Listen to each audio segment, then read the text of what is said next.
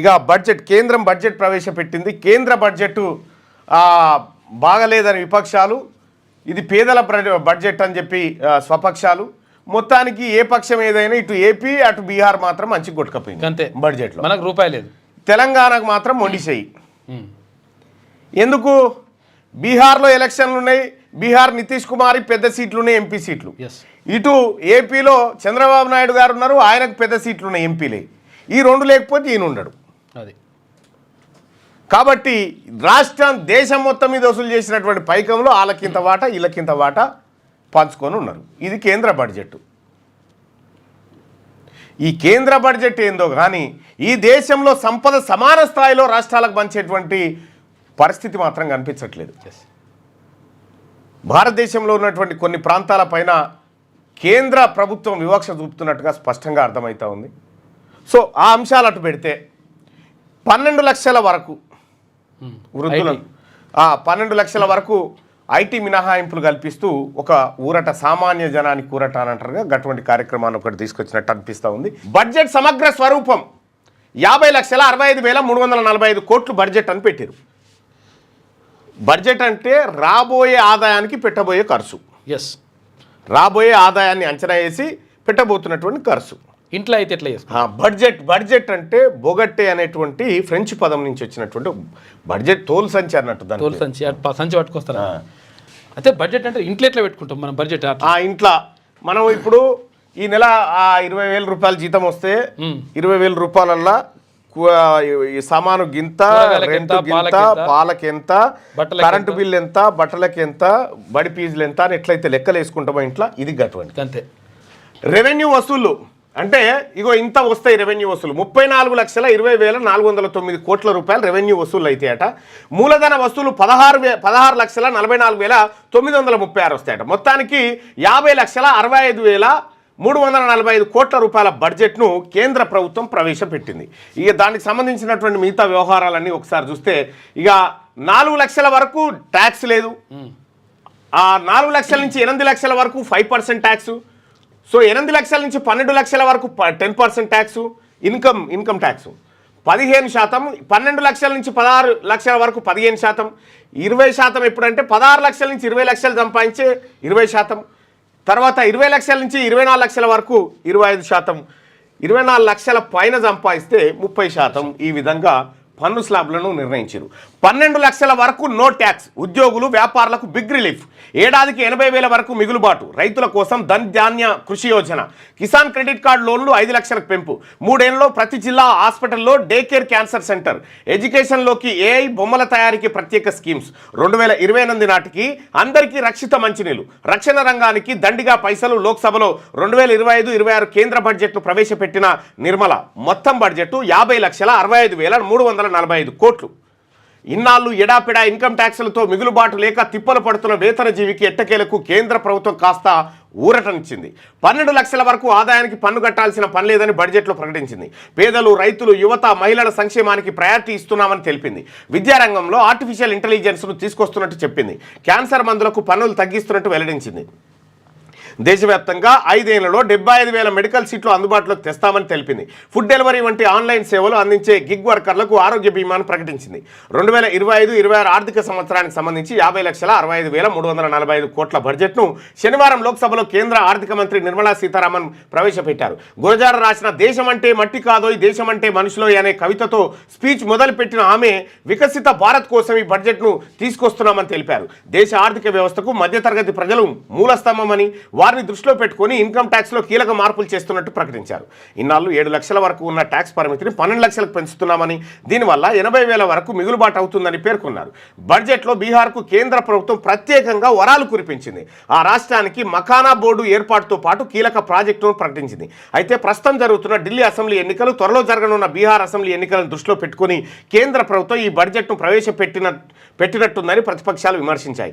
ఉద్యోగ నియామకాల మాట ఏమైందని, పప్పులు, నూనెలు, ఇంటి సామాన్ల ధరల భారంతో గోసపడుతున్న సామాన్యులను కేంద్రం ఏం ఆదుకుంటున్నాయని విపక్షాలు నిలదీస్తున్నటువంటి వార్తను మనం ఇక్కడ చూడొచ్చు. ఇక లోపలి పేజీలలో ఏమున్నాయంటే, బీహార్పై వరాల జల్లు, కొత్త ఎయిర్పోర్టు, తర్వాత మకాన బోర్డు ఏర్పాటు, ఎన్నికల వేళ రాష్ట్రానికి ఎక్కువ ప్రయోజనాలు ఉన్నాయంట, మరో 200 వందే భారత్ రైళ్లంట, ఇక 100 అమృత్ భారత్, 50 నమో భారత్ రైళ్లు, 17,500 జనరల్ కోచ్ల తయారీ కూడా. ఇక రైల్వేకు 2.52 లక్షల కోట్లు పోయినేడు అంతే ఇచ్చిండ్రు. అటుగా గిగ్ వర్కర్లకు హెల్త్ ఇన్సూరెన్స్, ఆయుష్మాన్ భారత్ పథకం వర్తింపు, 1 కోటి మందికి లబ్ధి, ఈశ్రమ్ పోర్టల్లోనూ రిజిస్ట్రేషన్, ఐడి కార్డులు జారీ చేస్తారట.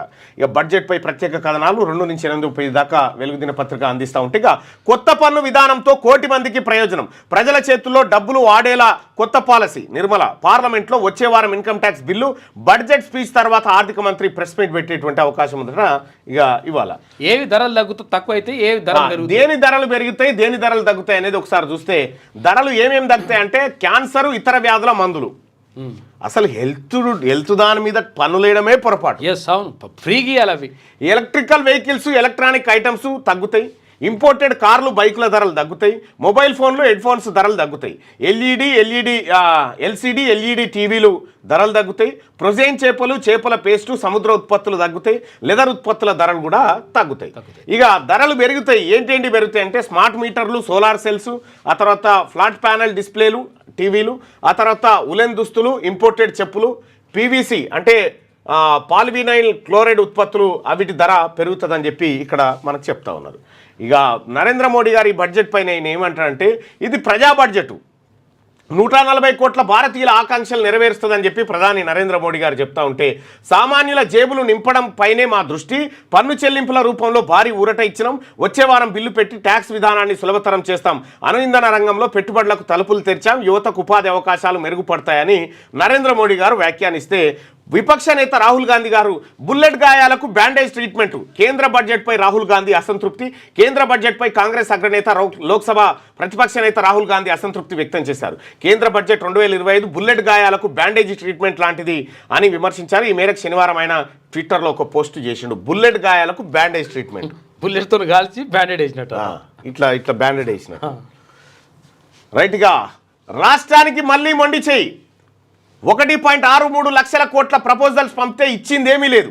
పలుమార్లు పీఎం కేంద్ర మంత్రులను కలిసి విజ్ఞప్తి చేసిన సీఎం రేవంత్ మంత్రులు, తెలంగాణ ఊసే ఎత్తని నిర్మలా సీతారామన్, మెట్రో విస్తరణ, ఫ్యూచర్ సిటీ, యూనివర్సిటీలు, నవోదయ స్కూల్స్లో ఏ ఒక్కదాన్ని పట్టించుకోలే. పాలమూరు రంగారెడ్డి ప్రాజెక్టుకు ముచ్చటే లేదు. ఏపీలోని పోలవరానికి మాత్రం దండిగా నిధులు, బయ్యారం స్టీల్ ఫ్యాక్టరీ మాటెత్తకుండా విశాఖ స్టీల్ ప్లాంట్కు మాత్రం కేటాయింపులు. ఇగో ఇది వివక్ష. చూసుకో, కేంద్ర ప్రభుత్వం తెలంగాణపై మరోసారి వివక్ష చూపింది. శనివారం ప్రవేశపెట్టిన కేంద్ర బడ్జెట్లో రాష్ట్రానికి ప్రత్యేకంగా ఎలాంటి నిధులు కానీ కొత్త ప్రాజెక్టులు కానీ కేటాయించలేదు. ఏపీలోని పోలవరానికి దండిగా కేటాయింపులు చేసిన కేంద్ర ప్రభుత్వం మన పాలమూరు రంగారెడ్డికి మాత్రం పైసా ఇవ్వలేదు. అక్కడి విశాఖ స్టీల్ ప్లాంట్కు పెద్ద మొత్తంలో ఫండ్స్ కేటాయించింది. మన బయ్యారం స్టీల్ ఫ్యాక్టరీని పక్కన పెట్టింది. ఎప్పట్లాగే 2014 నాటి విభజన హామీల ఊసే ఎత్తలేదు. గత బీఆర్ఎస్ సర్కార్ కేంద్రంలోని ఎన్డీఏ ప్రభుత్వంతో ఏనాడు సఖ్యంగా లేదు. దీనివల్ల రాష్ట్ర ప్రయోజనాలు దెబ్బతింటున్నాయని భావించిన కాంగ్రెస్ ప్రభుత్వం ఏడాది కాలంగా మోదీ సర్కార్తో స్నేహపూర్వకంగా మెలుగుతున్నది. ఇందులో భాగంగా సీఎం రేవంత్ రెడ్డి అనేక సార్లు ప్రధాని మోడీతో పాటు కేంద్ర మంత్రులను కలిసి రాష్ట్ర ఆర్థిక పరిస్థితిని వివరించారు. గుండు సున్నా. చూసుకో, ఇక ఒక్క పైసా ఇయ్యలే కేంద్ర ప్రభుత్వం. ఆయన ఇంకా కిషన్ రెడ్డి ఏమంటుండు, అట్లేం లేదు, ఏదో వస్తాయి అంటుండే. ఏమొస్తాయి? ఇంకా నువ్వు కేటాయింపు 8 మంది ఎంపీలను గెలిపించి తోలిస్తే వచ్చింది గుండు సున్నా. ఇక కేంద్రం అప్పు 180 లక్షల కోట్లు. ఈ ఏడాది 15,27,700 కోట్లు పెరిగే ఛాన్స్.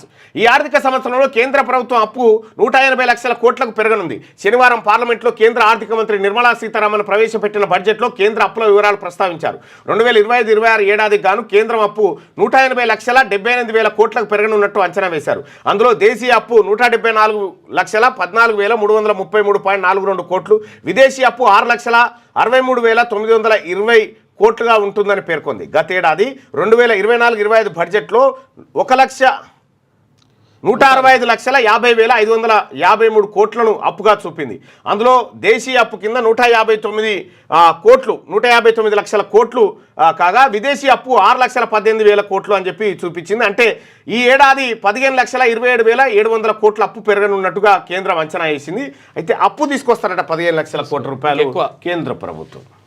ఈ బడ్జెట్ పైన ఇది పేదల బడ్జెట్, మరి ఎప్పట్లాగే ఈసారి కూడా మన బడ్జెట్ అయినట. చెట్టు కింద కూర్చొని అనుకుంటారు మన బడ్జెట్ కానీ మనకేం లేదు. ఈ బడ్జెట్ల సంగతి, వీటి సంగతి, వీటి లెక్కలు, కథలు, కార్ఖానాలన్నీ ఇలా వరంగల్ సభలో మాట్లాడుకుంటాం. క్యూ న్యూస్ ఛానల్లో పనిచేయటకు అనుభవం గల సీనియర్ వీడియో ఎడిటర్స్ కావాలను సంప్రదించవలసిన నెంబర్ 8688926084. qnews@ads@gmail.com ను సంప్రదించండి. లైక్ చేయండి.